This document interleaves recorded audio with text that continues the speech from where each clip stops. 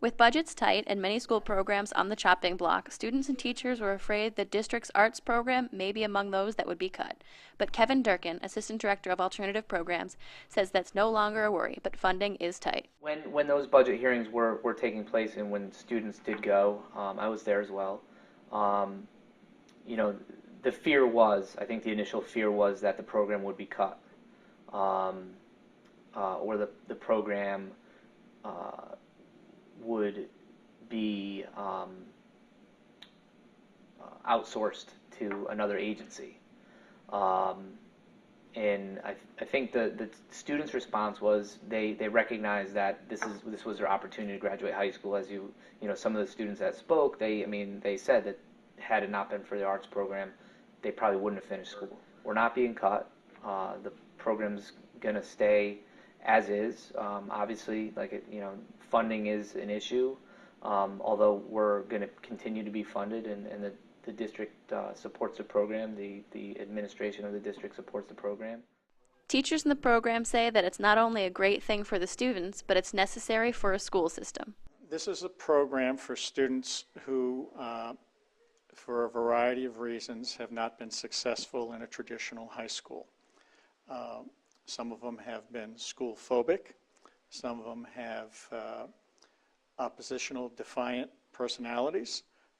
Some of them were chronic school cutters. Some of them are bipolar. Some of our students have had issues with either attempting or saying they're going to commit suicide.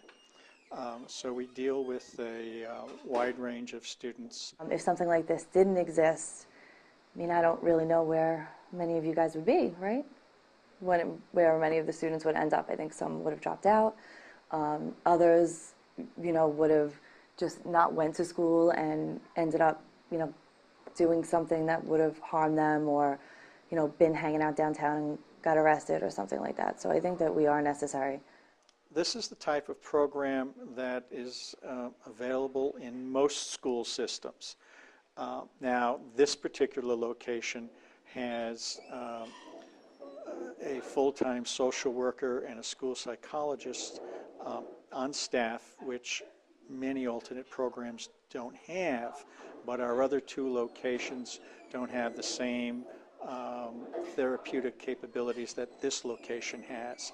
But it is not unusual in today's environment to have a segment of a school's population not to be able to have success in a traditional school or classroom setting. That's why these types of programs are needed. Through the program, teachers explain that their kids receive opportunities they may otherwise not have, and the small classes help facilitate their education in a number of ways. The discussions, we can have better, I think, discussions and more structured discussions being a small class. Also, we have a little bit more room to be more creative. For example, one day a week we play different kind of word games. Also, the school psychologist from West Hill and I run a positive psychology group one day a week, and we link that to novels and everything that we're doing in the English class. And I don't think that we could do that if there were more students and a bigger school. I think this program offers students an opportunity should something happen to them during high school or whatever. A lot of times freshmen have hard adjustments. Some of the children are school phobic in a large high school. When you have 2,200 students is just too big, and this gives them a chance to refocus, mature, and get back to the regular high school setting. Durkin explains that the several arts program locations are more than just a place for students who don't succeed through a traditional high school. It's a place they can go to learn and feel comfortable. Myself and the teaching staff are working on some program changes that will meet the needs of our learners more specifically and in a way that is, an alternative educational model. It's important for, big picture wise, it's important, to give the students the opportunity to be successful in school. Without a program like this,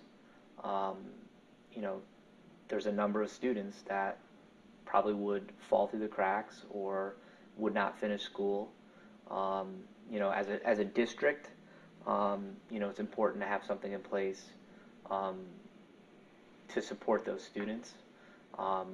In regard to the district schools, it's important to be able to support the work that the teachers and administrators are doing in those buildings, and you know, to be honest, that, you know, some students don't work out. You know, they can't attend a building of 2,000 students, which is okay. I mean, but you have to have a program in place to provide those students an equal opportunity to education.